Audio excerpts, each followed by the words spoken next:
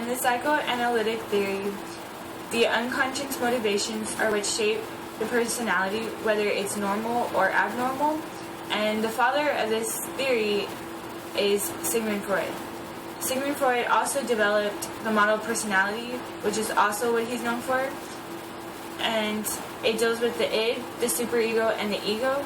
The id is driven by the pleasure principle and is the primitive one, and it seeks immediate satisfaction, while the ego, the superego, is driven by the morality principle, and it deals with what society tells you and what your parents tell you, and just moral standards that you know, and that you know you're called to be.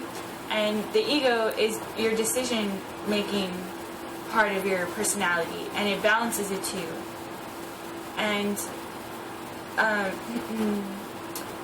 another thing Sigmund Freud is known for is his psychosexual development stages, which there are 5, and it's the oral, the anal, the phallic, the latency, and the genital. And now in the the phallic stage is where Sigmund Freud also developed the Oedipus complex, which deals with, it relates to the story of Oedipus, and it deals with the son having sexual desires for his mother, and which results in competitiveness for his father, and it's also expressed in opposite sexes as well, and it's also related to the electric complex. But now in the genital stage of the psychosexual development, this sexual desire is expressed in a more socially acceptable way and not on the parents or anyone they're related to. And Sigmund Freud also touches on dreams and how dreams basically tie into with the id, and how you have those desires, and how it's a way you release those desires that you may not be able to release due to social standards, basically. And Sigmund Freud also touches on subconscious and how strongly influences our behavior and our personality, even though we might not know, which also could deal with anything relating to your parents or childhood experiences. And Sigmund Freud also developed the defense mechanisms, which are repression, projection, displacement, sublimation, denial, rationalization, and reaction formation. And repression, which is the first one Sigmund Freud found, and arguably the most important, it deals with repressing those bad thoughts, which is also related back to the id. Projection is projecting this onto another person. Displacement is projecting it basically on an object that is basically a symbol that is related to this, or an object that they could overpower, like the term kicking the cat. Sublimation is directing it towards like a positive way, like being an artist.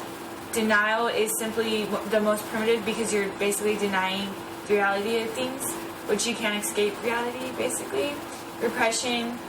Rationalization deals with basically rationalizing your actions to where it fills your ego, because it makes it feel like it's not, your ego and your superego, because it makes it sound less primitive, I guess you could say. And then your reaction formation is acting one way when you really feel another, like when you hate somebody but you act like you like them. And Freud also touches on neurosis, which is basically mild personality disorder due to like things such as like anxiety and other things.